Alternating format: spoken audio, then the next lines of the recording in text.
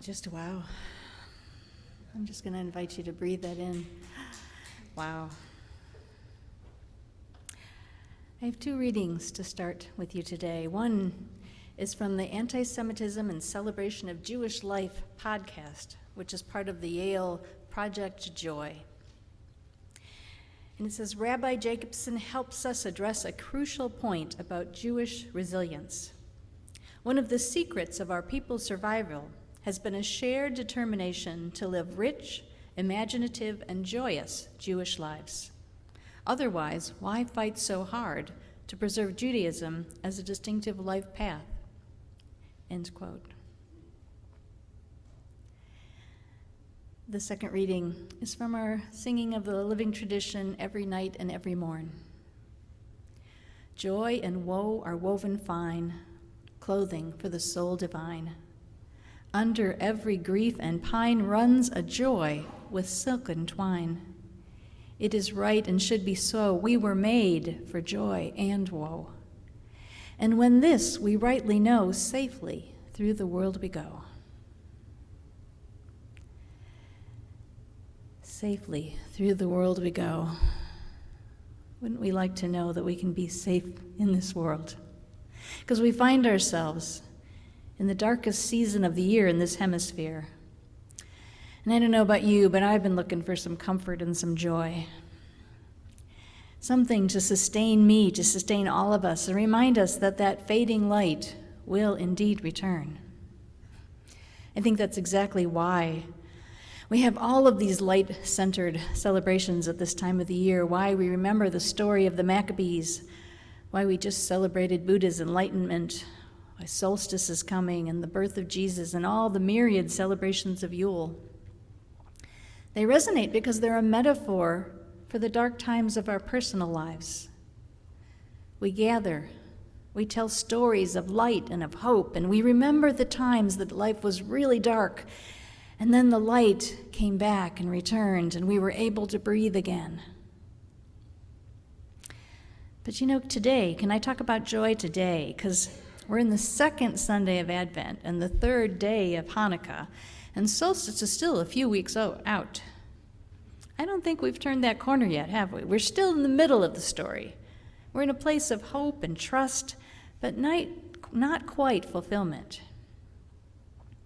Today we're talking about the story of Hanukkah with its ancient history and all the multiple layers that you can find with it. And in case you don't remember, it was the year 168 BCE, and the Roman Empire had conquered the Jewish temple and desecrated it they let pigs run around inside of it, because that was the most horrible thing they could do to the Jews, and they put idols inside of it. But then a small group of fighters led by Judah Maccabee, they came and they retook the temple from this empire.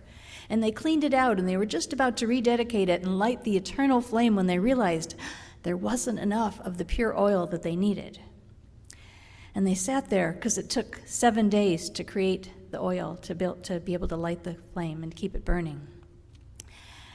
So what they decided to do was, even though they weren't sure it was going to keep burning, they lit that light anyway, because that lamp was such a potent symbol of their ability to survive and thrive as Jewish people.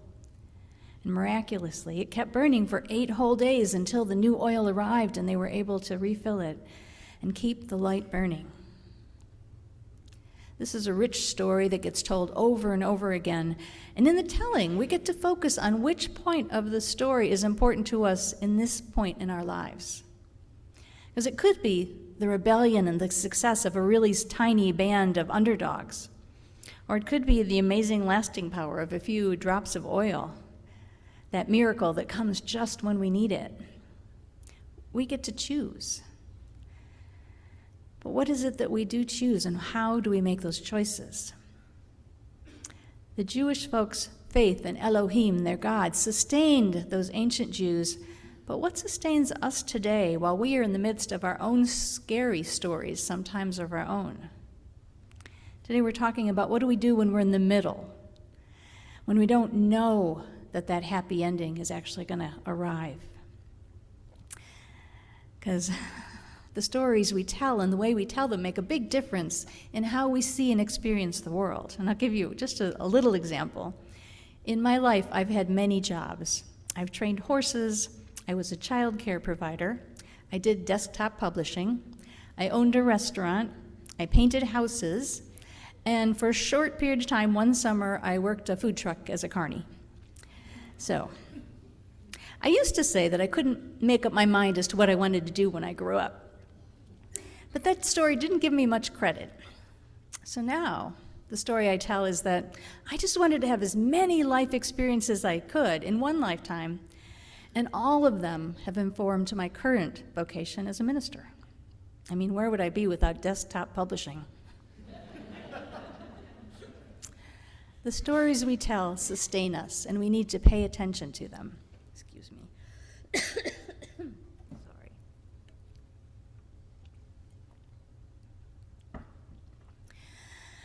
I mean, the world is looking pretty bleak, if we really are honest.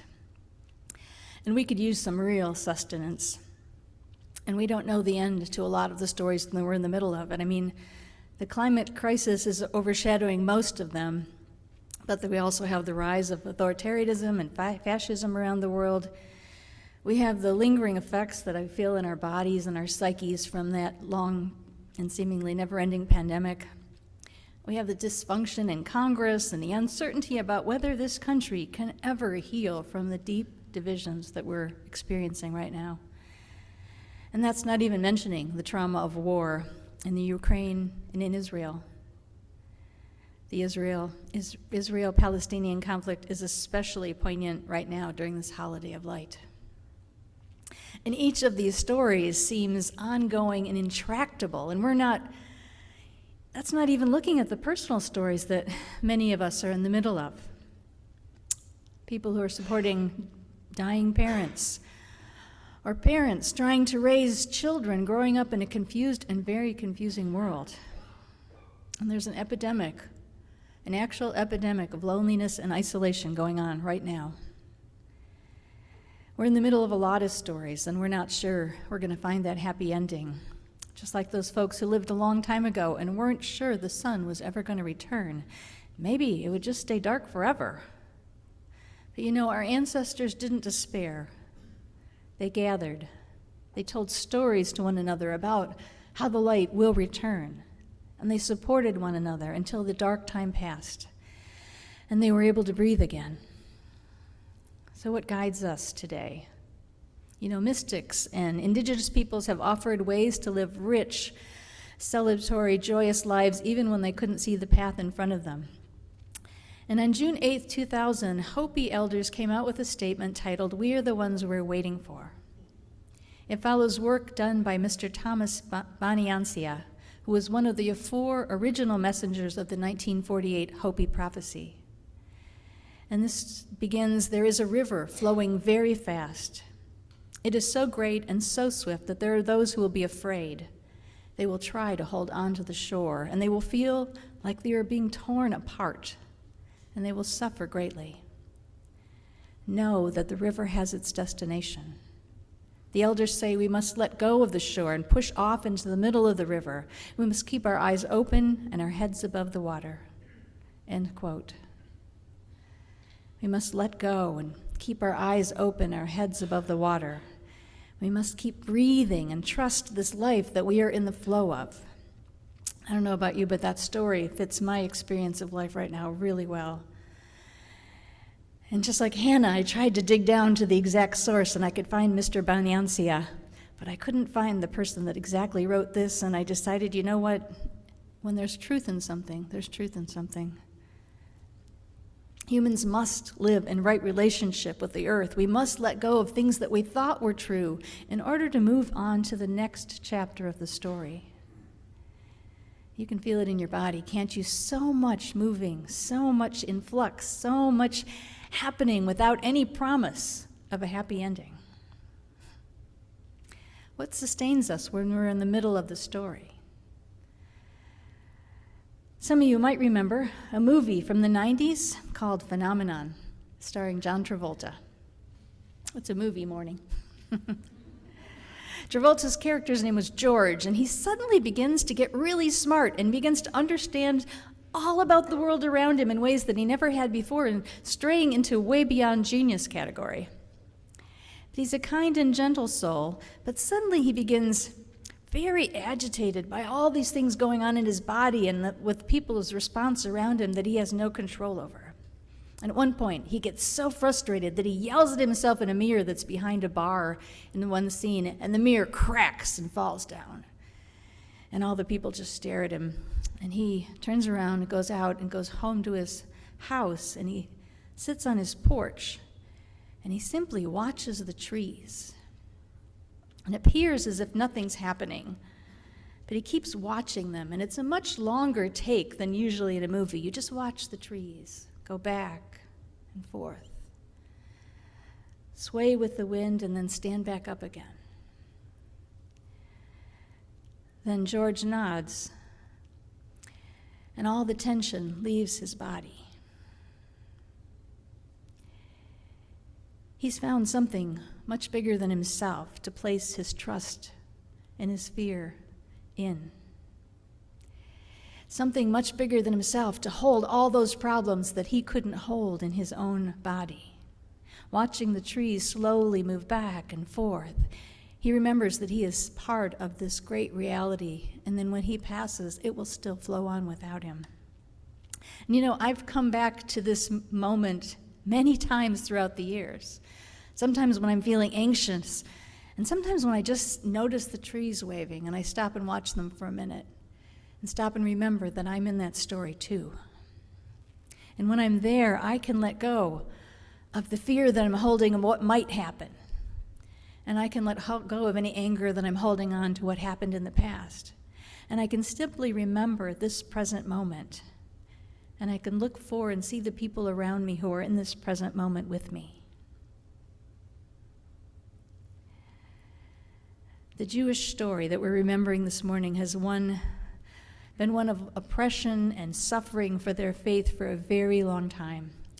But Rabbi Jacobson observed there must be some reason they have survived as a people, and she thinks it's because they have a shared determination to live rich, imaginative, and joyous Jewish lives.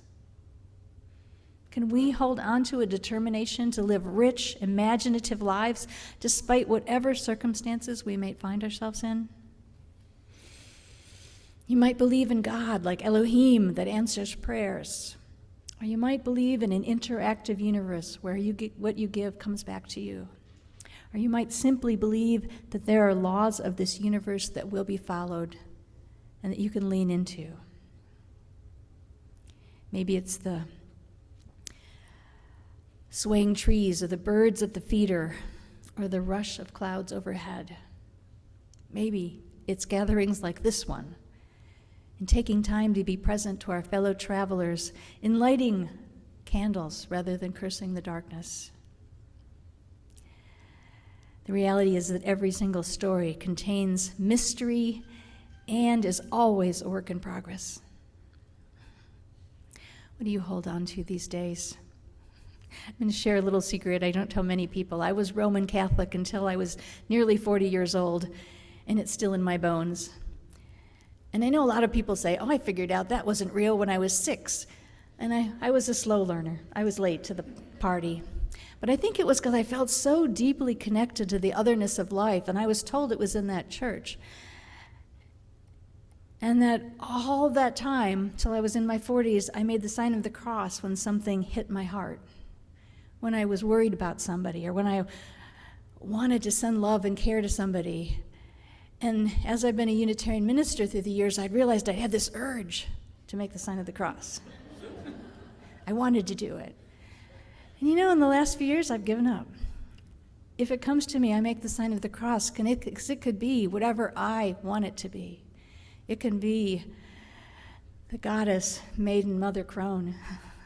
It can be eternity and the earth and the heavens and the humanity. It can be whatever I hold in my heart in any given moment. So I make that sign of that cross, and that grounds me.